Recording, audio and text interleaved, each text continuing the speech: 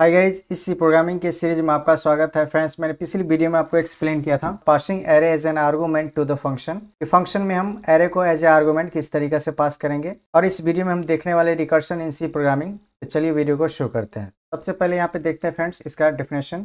Recursion is the process in which a function calls itself. इसका मतलब है कि रिकर्शन के केस में फंक्शन जो है सो अपने आप को ही कॉल करता है। तो इसका क्या मतलब होता है, चलिए इसको एक एग्जांपल से समझते हैं। तो फ्रेंड्स, अभी तक हम लोगों ने फंक्शन में ये पढ़ा था कि जैसे हमारा ये मेन फंक्शन है, और ये मेन फंक्शन में मैंने एक सम नाम का फंक्शन कॉल किया हूँ, और साथ में हमारा कुछ यहाँ पे आर्गूमेंट है। यहाँ पे देख सकते हैं एन बी आर्गूमेंट है। तो जैसे ही फंक्शन कॉल होगा तो क्या होगा, हमारा कंट्रोल जो है सो इसके फंक्शन डेफिनेशन के पास आएगा, और जो भी वैल्यू हम यहाँ पे आर्गूमेंट में पास कर रहा हूँ, इसका वैल्यू जो है सो हमारे ये पैरामीटर में जो है सो स्टोर हो जाएगा।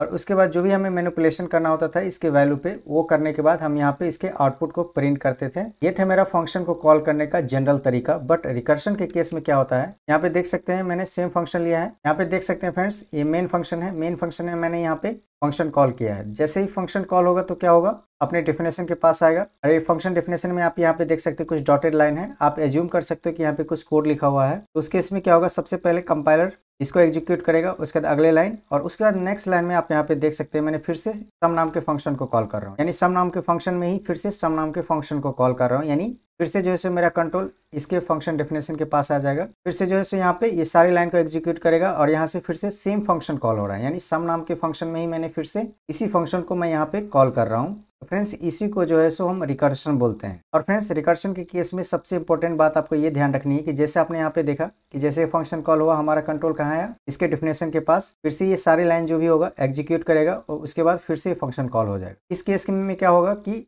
आपका जो है सो इनफाइनाइट लूप में जो है सो आपका ये रिकर्शन फंस सकता है। तो उस केस से बचने के लिए आपको जो है सो रिकर्शन में हमेशा एक जो है सो आपको बेस कंडीशन आपको यहाँ पे लिखना है कि किसी पर्टिकुलर पॉइंट ऑफ टाइम पे आपको इस फंक्शन को स्टॉप करना है। इन सारी चीज़ों को जो है सो हम स्टेप बाय स्टेप देखने वाले हैं, और लास्ट में जो है सो मैं VS कोड पे रन करके मैं आपको दिखाने वाला हूँ।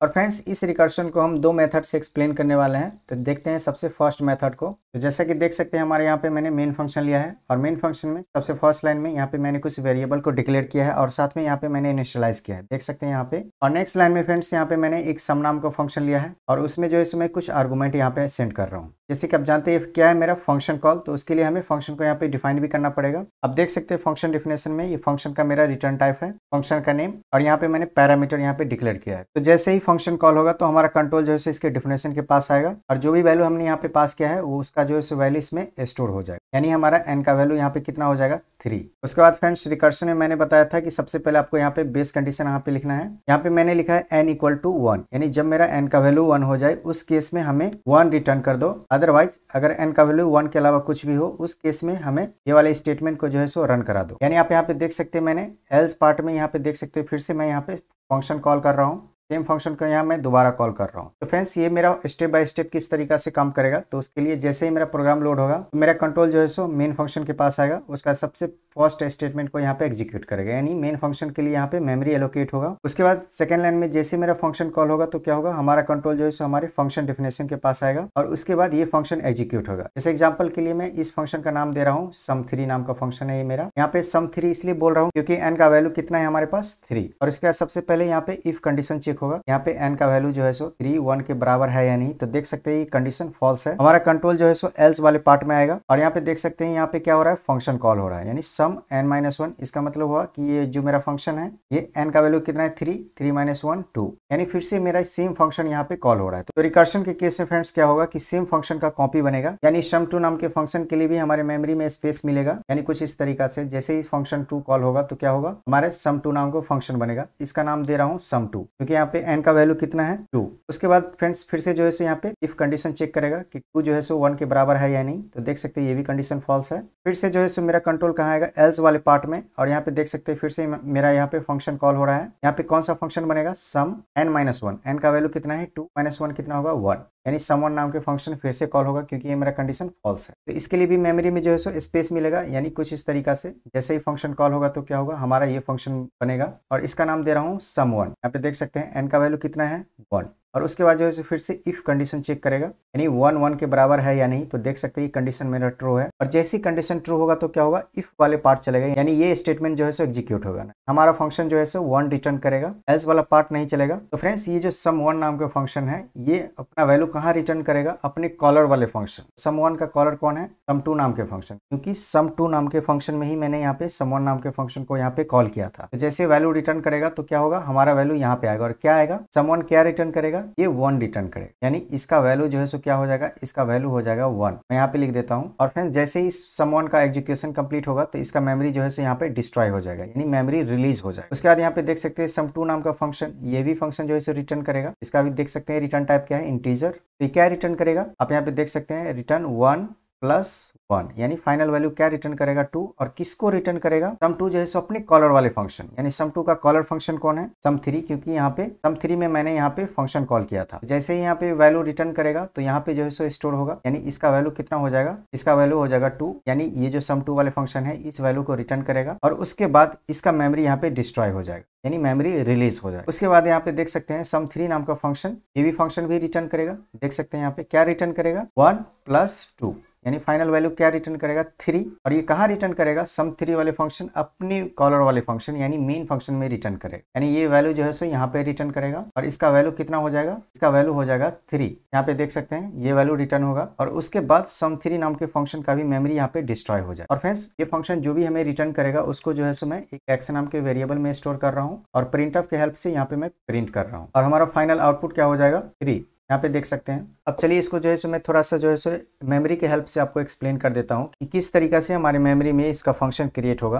तो जैसा कि जानते हैं फ्रेंड्स, फंक्शन को हमेशा स्टैक में जो है सो मेमोरी मिलता है, यानी ये जो है सो मेरा क्या है, स्टैक मेमोरी है। सबसे पहले क्या होगा, फंक्शन एग्जीक्यूट होगा तो कंट्रोल हमारे मेन फंक्शन के पास आएगा, और फर्स्ट लाइन जो है सो यहाँ पे एग्जीक्यूट करेगा, यानी ये जो मेरा वेरिएबल है इसके लिए मेमोरी एलोकेट होगा, यानी मेन फंक्शन के लिए सबसे पहले जो है सो यहाँ पे सबसे पहले स्पेस मिलेगा। हमारे पास क्या है, फर्स्ट लाइन में n का वैल्यू कितना है, 3, और यहाँ पे एक x नाम का वेरिएबल है, इसमें कोई वैल्यू नहीं है अभी। और नेक्स्ट लाइन में क्या है, हमारा एक फंक्शन कॉल है, sum3 नाम का फंक्शन है, यहाँ पे देख सकते हैं n का वैल्यू कितना है, 3। जैसे ही फंक्शन कॉल होगा तो क्या होगा, हमारा कंट्रोल जो है इसके फंक्शन डेफिनेशन के पास आएगा, और ये sum3 नाम का फंक्शन यहाँ पे क्रिएट होगा, यानी जैसे ही फंक्शन कॉल होगा तो क्या होगा, sum3 नाम के फंक्शन के लिए यहाँ पे मेमोरी एलोकेट होगा, यानी कुछ इस तरीका से। और इसका जो लोकल वेरिएबल है यहाँ देख सकते हैं n का वैल्यू कितना है, 3, यहाँ पे n का वैल्यू 3 होगा, और साथ में यहाँ पे मेरा क्या है, दूसरा फंक्शन कॉल है, एक sum2 नाम की फंक्शन कॉल है, यहाँ पे देख सकते हैं। और फ्रेंड्स क्या होगा, यहाँ पे कंडीशन जैसे ही फॉल्स होगा तो ये वाला स्टेटमेंट रन करेगा और फिर से फंक्शन कॉल हो जाएगा, यानी sum2 वाले फंक्शन के लिए भी मेमोरी यहाँ पे एलोकेट होगा। यहाँ देख सकते हैं sum2 वाले फंक्शन है, यानी sum2 वाले फंक्शन जैसे ही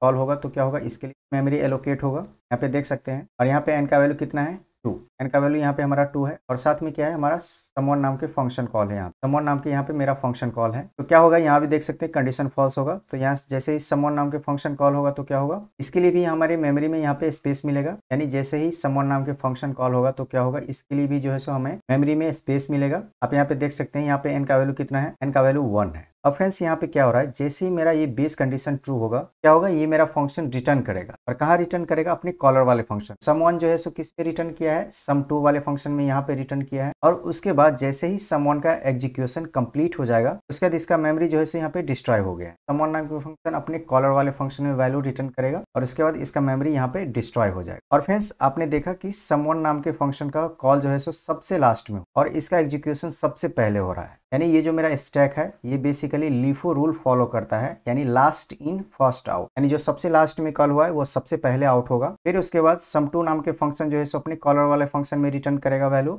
और इसका एग्जीक्यूशन कंप्लीट होगा। फिर sum3 नाम के फंक्शन कहाँ रिटर्न करेगा, अपने कॉलर वाले फंक्शन यानी मेन फंक्शन में। उसके बाद इसका मेमोरी जो है सो यहाँ पे डिस्ट्रॉय होगा, यानी मेमोरी रिलीज होगा, और जैसे ही sum3 नाम का फंक्शन हमारे मेन फंक्शन में रिटर्न करेगा उसके बाद क्या कर रहा हूँ मैं, यहाँ पे x नाम के वेरिएबल में मैं यहाँ पे वैल्यू स्टोर कर रहा हूँ, यहाँ पे 3 स्टोर हो जाएगा मेन फंक्शन में, और उसके बाद प्रिंटफ के हेल्प से मैं यहाँ पे आउटपुट में यहाँ पे प्रिंट कर रहा हूँ। उसके बाद कंट्रोल जैसे ही हमारे इस क्लोजिंग ब्रैकेट के पास आएगा उसके बाद हमारा मेन फंक्शन का मेमोरी भी यहाँ पे रिलीज हो जाएगा। तो फ्रेंड्स आपने देखा कि रिकर्सन के केस में सबसे पहले कौन सा फंक्शन कॉल हुआ था, यहाँ पे पहले नंबर पे कॉल हुआ था sum3, के बाद ये सेकेंड नंबर पे, और ये sum1 जो है सो सबसे लास्ट में यानी थर्ड नंबर पे। लेकिन एग्जीक्यूशन में क्या हुआ, सबसे पहले इसका एग्जीक्यूशन हुआ, उसके बाद सेकेंड नंबर का, और उसके बाद जो है सो फर्स्ट नंबर का एग्जीक्यूशन जो है सबसे लास्ट में यहाँ पे हुआ, और उसके बाद जो है फाइनल वैल्यू हमारे मेन फंक्शन में यहाँ पे स्टोर हो गया। तो फ्रेंड्स रिकर्शन में आप ऐसा समझ सकते हैं, जब मेरा फर्स्ट फंक्शन कॉल हुआ था सम वन नाम के यहाँ पे, उस समय क्या हुआ, जैसे ही कंडीशन यहाँ पे फॉल्स हुआ तो क्या हुआ, मेरा फंक्शन कॉल हो गया। यानी ये जो मेरा फर्स्ट फंक्शन कॉल है ये कंप्लीटली एग्जीक्यूट नहीं हुआ, ये पेंडिंग में है। और जैसे ही सम टू नाम के फंक्शन कॉल हुआ तो क्या हुआ, यहाँ भी कंडीशन फॉल्स हो गया, तो फिर से मेरा सम वन नाम के फंक्शन यहाँ पे कॉल हो गया। तो क्या हुआ, सम टू नाम के फंक्शन ये भी जो है सो कंप्लीटली एग्जीक्यूट नहीं है, ये भी हमारे पास यहाँ पे पेंडिंग में है। इस तरह सम थ्री यहाँ पे पेंडिंग में था। और उसके बाद जैसे ही सम वन नाम के फंक्शन कॉल हुआ तो इसके लिए मेमोरी एलोकेट हुआ।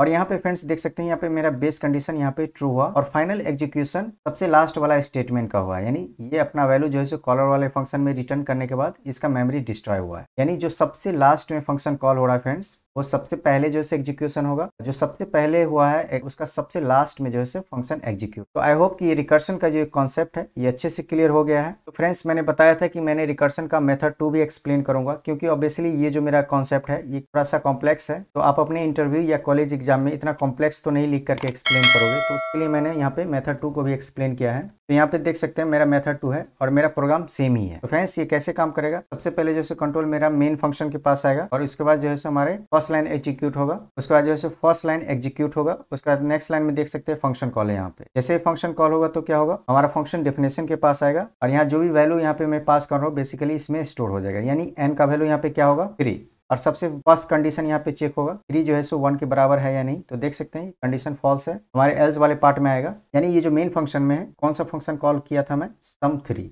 यानी सम 3 नाम का फंक्शन कॉल किया। और जैसे ही फंक्शन कॉल होगा तो क्या होगा, हमारे कंट्रोल जो है इसके डेफिनेशन को सर्च करेगा, यानी कंट्रोल यहाँ पे आएगा। उसके बाद एन का वैल्यू यहाँ कितना हो जाएगा 3 और इफ कंडीशन को चेक करेगा। फ्रेंड्स देख सकते हैं ये इफ कंडीशन फॉल्स है, ये वाला स्टेटमेंट चलेगा और हमारा ये स्टेटमेंट रिटर्न करेगा। क्या रिटर्न करेगा, रिटर्न 1 प्लस सम n-1। एन का वैल्यू यहाँ पे कितना है 3, यानी सम 3-1 यानी 2। यानी हमें जो है कुछ इस तरीका से रिटर्न करेगा, रिटर्न 1 प्लस सम 2। उसके बाद देख सकते हैं फिर से ये सम 2 नाम के फंक्शन कॉल होगा, यानी अब जो है एन का वैल्यू कितना हो जाएगा यहाँ पे 2 और यहाँ पे फिर से इफ कंडीशन चेक होगा, यानी 2 = 1। यह क्या ट्रू है, यहाँ देख सकते हैं ये फॉल्स है। फिर से ये एल्स वाला स्टेटमेंट काम करेगा। यहाँ पे क्या रिटर्न करेगा, रिटर्न 1 प्लस सम n-1, यानी n का वैल्यू अभी क्या है 2, 2-1 क्या होगा 1, यानी कुछ इस तरीका से रिटर्न करेगा सम 1। यानी हमारा रिटर्न क्या करेगा यहाँ पे, रिटर्न 1 प्लस सम 1। अब जो है हमारा n का वैल्यू क्या है फ्रेंड्स यहाँ पे 1 और फिर से ये इफ कंडीशन चेक होगा, 1 के बराबर है तो यहाँ देख सकते हैं कंडीशन ट्रू है, हमारा इफ वाला स्टेटमेंट चलेगा। यानी क्या रिटर्न करेगा, हमारा रिटर्न 1, यानी हमारा ये रिटर्न करेगा। और ये कहाँ रिटर्न करेगा, अपने कॉलर वाले फंक्शन को। तो इसका कॉलर वाला फंक्शन कौन है, ऑब्वियसली सम 1 नाम के फंक्शन ही तो इसका कॉलर फंक्शन है। यहाँ देख सकते हैं इसका वैल्यू कितना हो जाएगा, जब ये 1 रिटर्न करेगा तो ये 1 से रिप्लेस हो जाएगा। यानी फाइनल वैल्यू कितना हो जाएगा 1 प्लस 1, फाइनल वैल्यू कितना हो जाएगा 2। और ये जो फंक्शन है फ्रेंड्स ये भी तो रिटर्न करेगा, और कहाँ रिटर्न करेगा, अपने कॉलर वाले फंक्शन, यानी यहाँ पे रिटर्न, यानी ये जो है सो यहाँ पे वैल्यू रिटर्न करेगा। और क्या रिटर्न करेगा, फाइनल वैल्यू यानी 2 रिटर्न करेगा। तो यहाँ देख सकते हैं यहाँ पे 2 रिटर्न होगा और उसके बाद ये फंक्शन जो है सो अपने कॉलर को रिटर्न करेगा। यहाँ पे देख सकते हैं मेन फंक्शन में यहाँ पे रिटर्न करेगा और क्या रिटर्न करेगा, यहाँ पे देख सकते हैं 1 प्लस 2 यानी 3 रिटर्न करेगा। यहाँ पे जो है सो हमें फाइनल मेन फंक्शन में 3 रिटर्न होगा, यानी ये जो मेन फंक्शन में जो रिटर्न करेगा फाइनली हमें यहाँ पे 3 रिटर्न करेगा। तो जो है सो उसके बाद मैं x नाम के वेरिएबल में स्टोर कर रहा हूँ और प्रिंटफ के हेल्प से जो है सो मैं यहाँ पे आउटपुट में यहाँ पे लिखूंगा, आपका फाइनल आउटपुट कितना होगा 3। तो आशा करता हूँ कि ये रिकर्शन का कॉन्सेप्ट अच्छे से क्लियर हो गया है। तो फ्रेंड्स चलिए अब इसको जो है सो मैं VS कोड पे मैं रन करके आपको दिखा रहा हूँ। तो सबसे पहले VS कोड ओपन होने के बाद इस प्लस पे क्लिक करेंगे और कुछ फाइल का यहाँ पे मैं नाम दे देता हूँ, आप कुछ भी दे सकते हैं। तो सबसे पहले जो है यहाँ पे हम हेडर फाइल्स लिखेंगे stdio.h। उसके बाद फ्रेंड्स मैंने यहाँ पे लिखा था मेन फंक्शन, और मेन फंक्शन में मैंने यहाँ पे क्या लिखा था, तो मेन फंक्शन में सबसे पहले मैं कुछ वेरिएबल को यहाँ पे डिक्लेयर किया था और साथ में इनिशियलाइज किया था यहाँ पे। और उसके नेक्स्ट लाइन में यहाँ पे मैं क्या किया था, एक सम नाम का फंक्शन कॉल किया था और उसमें मैं ये n नाम के आर्गुमेंट यहाँ पे पास कर दूंगा। उसका देख सकते हैं ये क्या है मेरा फंक्शन कॉल, तो इसे हमें डिफाइन भी करना पड़ेगा। तो मैं यहाँ पे डिफाइन कर लेता हूँ इंट सम और यहाँ पे कुछ पैरामीटर डिक्लेयर कर लेंगे। सेम वेरिएबल का नाम लिया हूँ, आप कुछ अलग भी ले सकते हैं। उसका सबसे पहले बेस कंडीशन यहाँ पे लिखेंगे फ्रेंड्स, अगर हमारा n का वैल्यू अगर 1 के बराबर है उस कंडीशन में हमें 1 रिटर्न कर दो, 1 रिटर्न कर दो। अगर n का वैल्यू 1 के अलावा कुछ भी है तो उस केस में हमें एल्स पार्ट में हमने लिखा था रिटर्न 1 प्लस, उसके बाद फिर से रिकर्सिव कॉल कर दिया था, यानी सेम फंक्शन को मैंने यहाँ पे कॉल किया है n-1। और फ्रेंड्स देख सकते हैं ये मेरा क्या है, फंक्शन डेफिनेशन है और ये मेरा फंक्शन कॉल है। तो सबसे पहले फंक्शन कॉल किया है और बाद में मैंने डिफाइन किया है, तो इसके लिए हमें फंक्शन को डिक्लेयर भी करना पड़ेगा। तो फंक्शन को डिक्लेयर करने के लिए सबसे पहले डेटा टाइप, उसका जो है फंक्शन का नाम लिखेंगे और यहाँ पे मैंने आर्गुमेंट पास किया, उसका डेटा टाइप लिख देंगे। यहाँ पे सेमी कॉलन देंगे और जो भी फ्रेंड्स ये मेरा फंक्शन रिटर्न करेगा उसको मैं यहाँ पे स्टोर कर लूँगा। एक्स नाम के वेरिएबल में। और नेक्स्ट लाइन में जो है सो मैं प्रिंट अप के हेल्प से इसके वैल्यू को मैं यहाँ पे प्रिंट कर लूँगा। मॉडुलस टी लिखेंगे, कॉमा दे करके एक्स सेमीकोलन, और इसको जो है सो मैं सेव करके यहाँ पे रन करके आपको दिखा रहा हूँ। तो फ्रेंड्स यहाँ पे देख सकते हैं मेरा आउटपुट कितना है 3। अगर सपोज n का वैल्यू 5 लेंगे तो कितना आएगा, यहाँ पे हमें आउटपुट में कितना मिलेगा, 5 मिलेगा। यहाँ पे देख सकते हैं। तो आशा करता हूँ कि आपको ये जो रिकर्शन का कॉन्सेप्ट है अच्छे से क्लियर हो गया है। अगर किसी तरह का डाउट है तो प्लीज़ कमेंट सेक्शन में पूछिए। इस वीडियो में इतना ही, मिलते हैं अगले वीडियो में।